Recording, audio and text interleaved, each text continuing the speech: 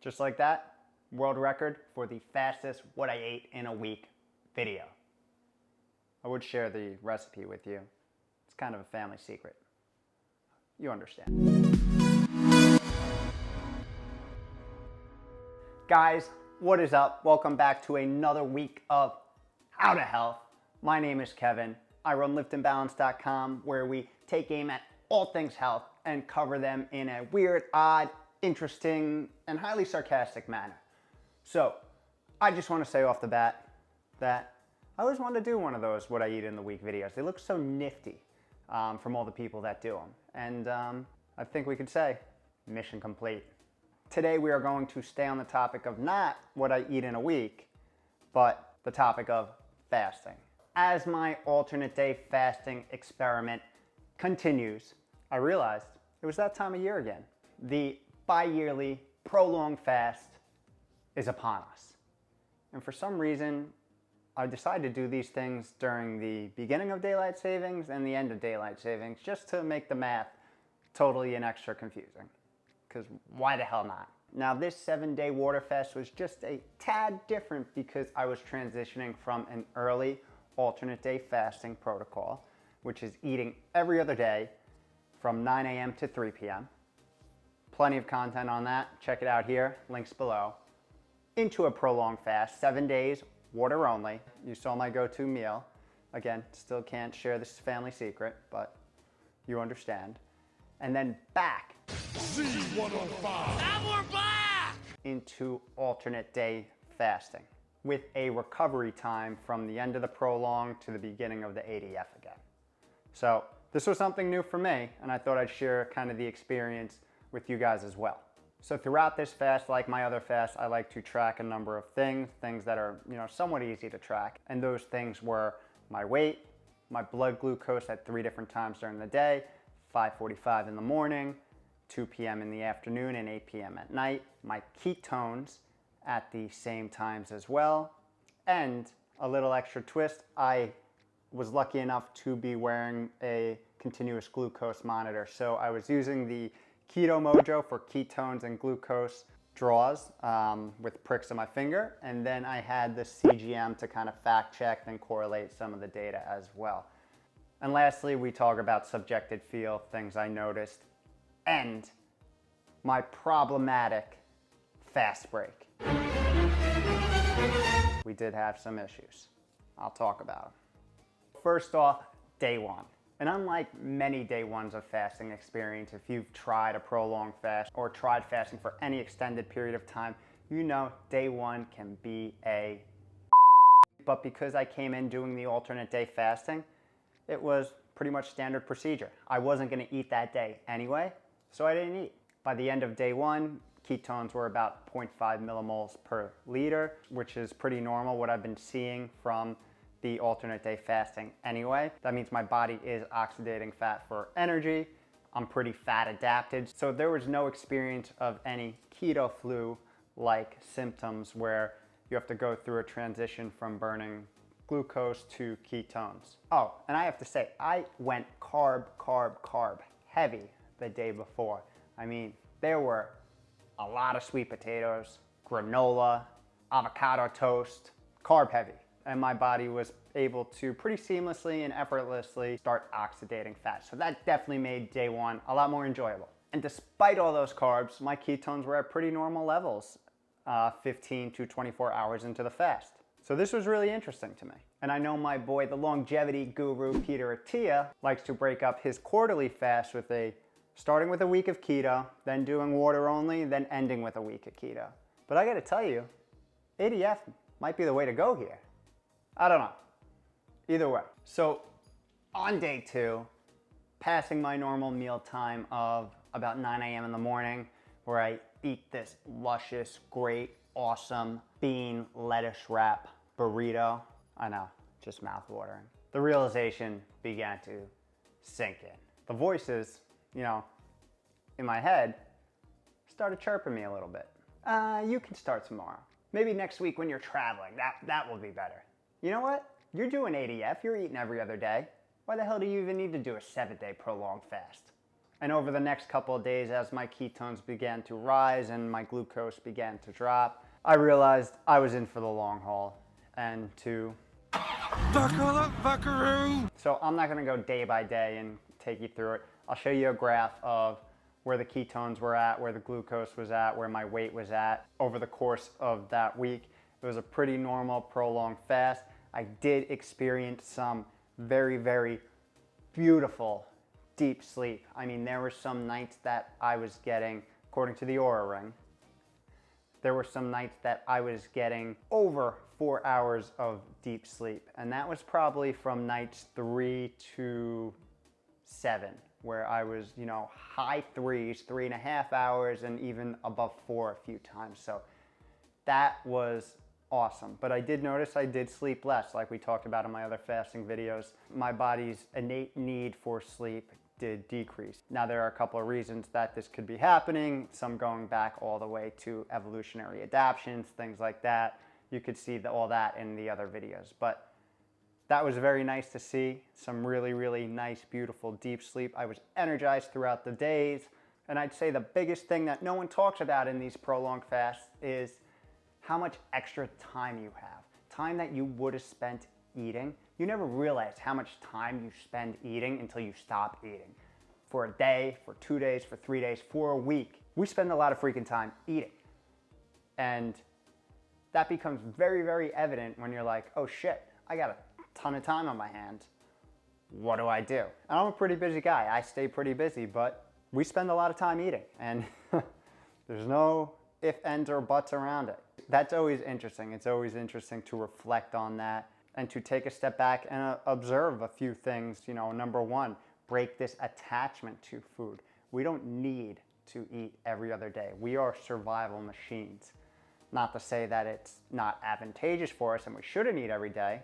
We should stay nourished, but we can certainly go extended periods of time without food. And there's a big mental aspect to it. So that's always nice, taking a step back and being able to become more connected with your body in that manner. And secondly, it's always super interesting for me, and this is subjective from my experience. You have this extra time and you have this extra sense of focus. You have this mental clarity that you don't get when you're constantly refeeding yourself. That's for me, and that's something why I like alternate day fasting, because I get every other day, I get to experience that mental clarity, knowing I'm not gonna eat, knowing I don't have to worry about eating, and focusing in on other important stuff. And those are some of the things I really, really like about getting a bi-yearly prolonged fast in. Again, you're doing a lot of biological good too, by the way, in terms of increasing your vitamin and nutrient sensitivity, increasing your insulin sensitivity, letting your digestive system take a much needed break, inducing autophagy, which is your natural recycling program where you're basically cleaning your cellular house and recycling old and damaged and weak cells, allowing these strong to survive. So there's a ton of good benefits. We go through them in all the other fasting videos, links below. I'm not gonna, dive all the way into them. Some interesting things about the numbers. We saw ketones rise, up into the 5s by day 6 by 7. Glucose was down in the 60s to 50s for most of the fast. That's pretty normal for me. There was a little difference between the CGM and the Keto Mojo glucose. That's expected. And then by day 7, after you're giving yourself a full long week of I can do this, only this many more days, only 2 more days, 1 more day, and you're about to break the fast, and this happens every single time, should I just keep going? I mean, I'm not really hungry right now. I feel perfectly fine. And to tell you the truth, I actually had a couple of meetings the day I broke my fast, and the time I wanted to break it, which was around 9 a.m., I ended up just naturally and unconsciously finishing my meetings and breaking it around 10:30. So that was the 7 days in a nutshell. I'm not gonna say that it didn't kind of suck. It does kind of suck a little bit, but you gotta embrace the suck, because that's where you grow. That's where you become better, stronger, mentally, physically, every other Ali out there. So embrace the suck a little bit. And there's so much good from a biological standpoint and mental standpoint, like we talked about, happening. So that's awesome. So moving to the fast break. And this is where it's super important not to go overboard. Remember, you haven't been doing much down here for quite a little bit.